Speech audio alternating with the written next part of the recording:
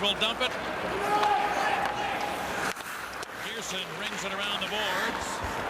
And he's cleared to center ice by Sterling, who chases it down. And Sterling gets to the line for Krog. That went outside the zone. That was an offside play, but they go on. And now the Monarchs look to move it. Gravecki, though, stopped at the line. Boy, his head was down. Oh, loose puck in front of Boyle. Stick handles. He scored. Beautiful play. Boyle, who is the top-scoring rookie in the league, off a Chicago turnover, puts the Monarchs in front early. Brian Boyle is quite an experiment. They've had him back on defense. They've put him back on forward. And the latest now is they are going to keep him on the forward line, and he's a centerman because of his creativity. And take a look. First of all, there's the huge hit. But the play continues. Brian Fahey's slow to get to the puck. It's picked up by Tukkanen. He throws it to the front, and Boyle picks up. Talk about creativity. Oh, I thought he pulled and dragged it, went around. He actually lost control, Pat. I thought he made a smooth move on his backhand, but Gerson goes with the deke, and Boyle lost control of the puck and went through the legs. Excellent crowd on hand. You know, that mop he's wearing just got cut today, too.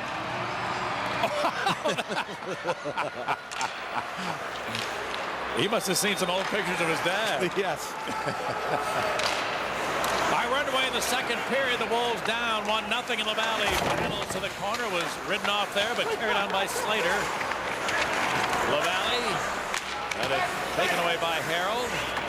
They worked forward and behind the net. Then Martin came out, centered, too hot to handle. Here's Roystrick. A great shift by the Slater line to begin the second period, and the Wolves have tied it.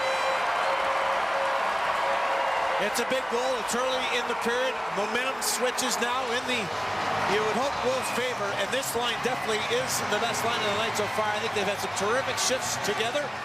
Why? Because they've been taking the body. They're quick and hard work down low. As Stevie Martin comes up, I'm not sure if he was making a pass initially to Slater, but it misses, goes through about 3 Monarchs, goes back to the point, and watch Roystrick. I think he wanted to let it go quicker, but he had to settle the puck. It still actually was on in when he fired it, and somehow it eludes the goaltender Erzberg and scores on the far side. And as I mentioned, a big goal, nice shot by Nathan Roystrick to get the Wolves finally on the board. Lewis got it deep. Harold, and it's held in by Pilash. Into the final minute of the period. Now Krog goes back to Pilash again. Krog top of the ring. Feathered it to Pilash. Side of the goal, Giroux's pass went, deflects to Krog. The Krog is gone! Jason Krog had time to take a look.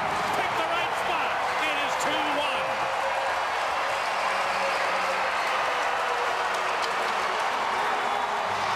It's a big goal because it's late. We were just talking about that. If they can take the lead into the intermission, it might turn the tide in their favor going into the third. And this is a bit of a break, I think. And the Wolves are setting up. Pilash is going to go down to Giroux. I think his pass is redirected. Yeah, maybe off the skate blade of the defenseman. And it goes back to Krog. And he initially wanted to shoot it, but held onto it after he sees the man go down in front of him. And then that gives him more time to walk a bit closer and into the slot. And he releases and scores. Very good shot. Nice patience. A good break for the Wolves. 19th goal for Jason Krog.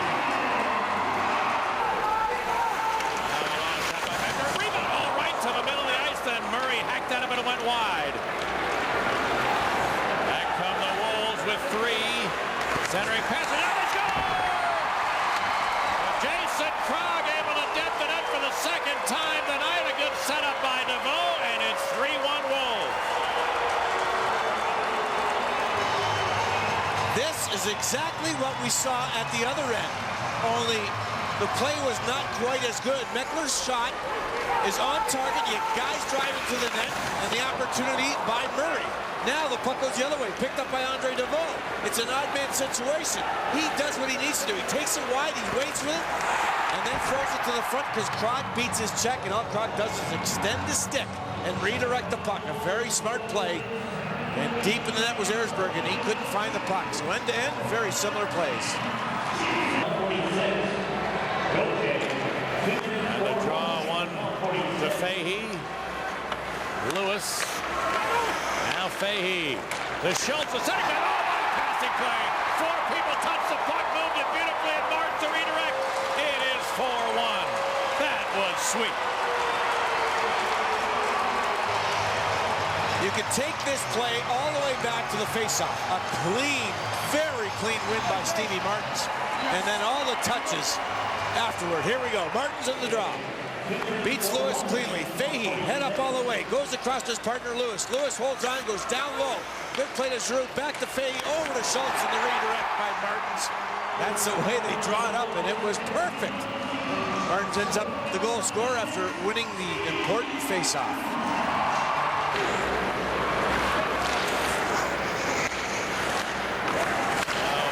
At the line, the Wolves able to get it in there. Here's Fahey. The shot is good! Brian Fahey with his mom and dad in attendance. Step one to the back of the net. 5-1.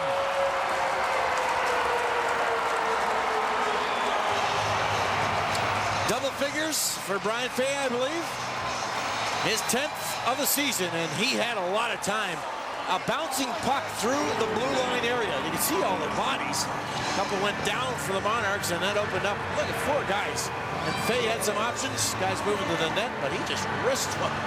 Not often you score a wrister from that area against a goaltender and played pretty well. But Fahey able to blast one top shelf on the blocker side for his 10th. Gerson Boyle's got their only goal, which he scored just over 2 minutes into the game. Gerson has not allowed anything else to get past him, not even that one through a screen. Boyle in front of the net, too. You can't see very much when you get a couple of big defensemen as him. Oh, this time Boyle with a shot that seemed to hit maybe a Wolves leg or stick, and here to redirect, and he gets his second. Absolutely. He has been very fortunate. Again, I'm going to say it. He's in the area, though, where teams are starting to victimize the Wolves. They pull away from the net and get available. And this shot definitely is blocked on the way and changes direction. I think it goes through the legs. Both goals are fluky. And other than that, Robert Gerson's had a very strong game and could have easily had a shutout. But we'll see it better on this angle. It might have been Pilash coming out. It does hit his, looks like his arms or his stick. It changes direction. Likens unable to make a play, though. And a big crowd beginning to rise to salute the 30th Chicago win of the year. Remarkable. 30 victories and 41 starts. The second half of the season begins in fine form for the Chicago Wolves. Listen to the crowd.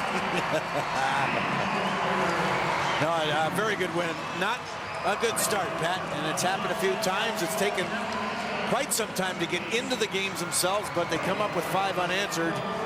And then the last goal to make it 5-2. But that man with a rare start and a very difficult start because he has not played that much. Played very well. Good to see. And the guys in front after the first period played solid hockey too.